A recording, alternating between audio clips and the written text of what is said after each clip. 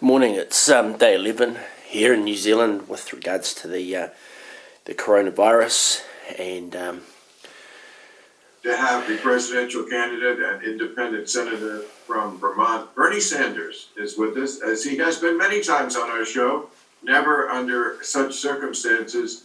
Bernie, you are a guy who has seen a lot of things. Where do you place this crisis in American history? Never in my lifetime, Bill. What we're looking at now is absolutely unprecedented. We're looking at a pandemic the likes of which we have not seen in 100 years. We're looking at an economic collapse that may end up being worse than the Great Depression, with 30, 40 million people becoming unemployed in the next number of months. So it's unprecedented in our lifetimes, that's for sure. And what would you do right now if you were the president? This is exactly what I would do. The main point is that we have to prevent a breakdown in the entire system. That's how dangerous it is right now. It is much easier to maintain the system than to fix it after it is broken. What does that mean? From an economic point of view, it means that we tell every worker in America, you will continue to get your paycheck. We know you're not working, we know you're at home, you know your business that you're working for is not functioning. But guess what? We're going to do what the UK is doing, what Denmark is doing, what Norway is doing, what France is doing. You will continue to receive 100% of your paycheck. Number two, what we have got to do is guarantee that all people in America during the crisis get the health care they need without out-of-pocket expense. It is pretty crazy to say to people, as the last stimulus package did, that you can get your coronavirus test, government pays for that, but if you're sick and go to the hospital, you have to pay for that out of your own pocket. Number three, what we have to do is protect our healthcare system right now. We need to use the Defense Production Act to tell the private sector, who will be well compensated, they must produce the masks, the gowns, the gloves, the ventilators. now just on that point there, so his three things is people getting the money that they had going into the viral situation, and that makes sense. It doesn't matter if a person's earning $1 million a year or a person's earning $1 a year. The maintenance is the important thing because they've learnt to live within their means. The other point that he made with regards to preserving the healthcare system, what's happened is that there's a overloading process that is going on. That the healthcare system requires. Also, if we're ever going to get back to normal, we're going to need a new level of testing that we have never seen before. This is the most important part, which he's talking about here. And this is, I haven't seen this discussed before, but this is the most important bit. And I think we can do it, but we have to invest in it so that it says to Bill Maher, Bill, you have been tested right now instantaneously. You are not spreading the virus. You are not going to be susceptible to the virus. You can go into a work environment with other people who are clean as well. So I mentioned that to the council when we had two cases, not deaths, cases in New Zealand about maintaining the water supply. I mean, I could have spoken about other things and I could have spoken about the bigger economy in the district and stuff, but I kept it very simple. And what he's talking about now through this testing, that's our most valuable people, that are the ones that have had it and have survived it. Now, we're in a different situation in New Zealand because we're only up to 1,000 cases and we've probably stopped community transmission by being locked down as a whole country. So we're in a different situation than the United States is. However, we've still got to take the lead from their model. Need to invest very heavily in testing. We also need to provide substantial help to federal, to state and local governments because they are running out of money. We have helped them in the last stimulus package. We've got to do more in the next stimulus package. And that's one of the things that the government can do. I pay $5,000 a year in rates. So one of the things the government can easily do is inject, say, $50,000 into people's bank accounts over a year, just to, because we know people that pay rates are easily out there, and it's not a no-brainer. You just get the rates bill, and then and so all of a sudden people are able to be compensated for that, and that can be sorted out in a year's time when it's done. Or the government says, look, you're going to have a 9-year rates rebate, but we've got you through that first year. Which we are working on right now, because if the cops are not being paid, the AMT people are not being paid, you're going to have a breakdown in the system.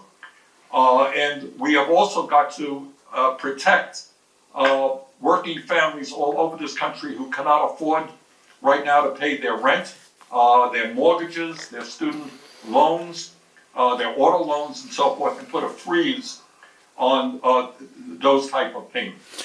See, he talks about a freeze, but there are certain things that have become unwieldy. For example, young people have been sprung upon the student loan. I mean, I remember the first year I was at university in 1991 when the student loans came in, and I'd studied a couple of years before that. It was just $200 a year, sort of a level to go in, and then student loans have grown. So rather than freezing it, you have to ask yourself, what's an unproductive debt load in an economy? And the virus, in a sense, is a catharsis to sort that out. So this discussion about debt loading, jubilees, compounding interest, it's a discussion that needs to happen. So bottom line is, Bill, in my view, we are in an unprecedented moment in American history. We have got to act in an unprecedented way, and I am working with other senators and members of Congress on what will be an unprecedented piece of legislation to try to save this country in such a difficult moment. Now, I'll leave that there. It's day 11. We've got more to unfold, but I just wanted to share that with you because that's very concise and, in a sense, it echoes my presentation to the South Waikato District Council, which is up online on this T-Rail. So if you search for T-Rail Hall, TIRAU Hall, you'll come up with that video.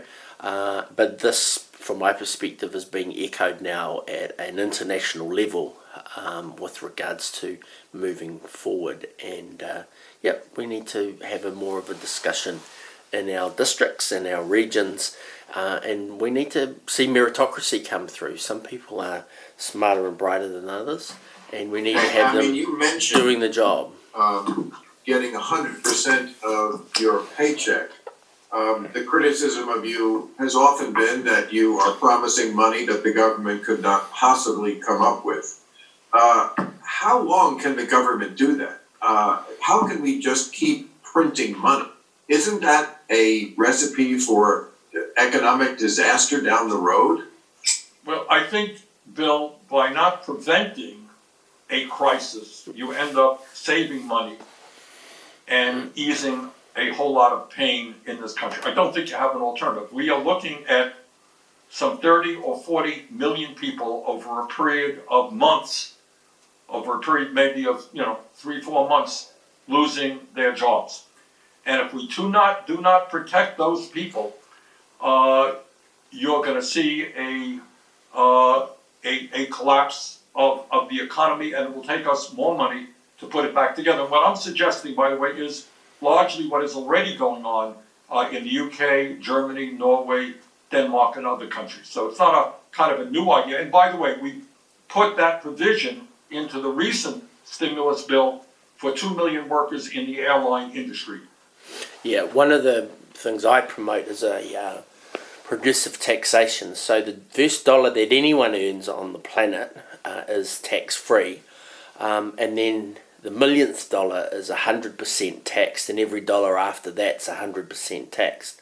So there's a linear line that runs from 0% to 100%, and that means that basically the area under the graph, you get to keep 50%, it's basically.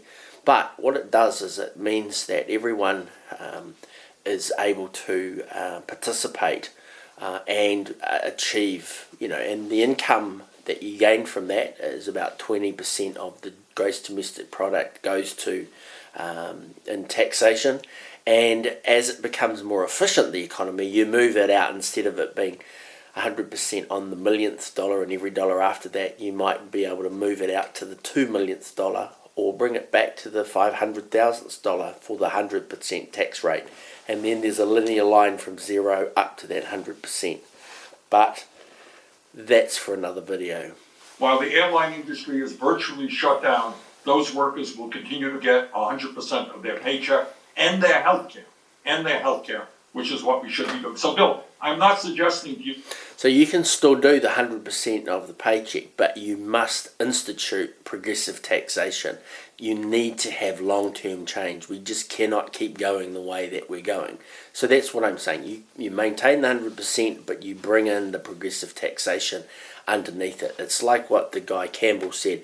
You put pressure from the top, and then you pick away with the Gray's Anatomy book from the bottom, and you have to do, so yes, 100%, but you've also got to create a progressive taxation system from 0 all the way up to 100. And there's no other alternative. You can't have what we have. It gets up to 39 and then it just plateaus across from there, because there isn't a disincentive for overproduction. And that's it. Video done.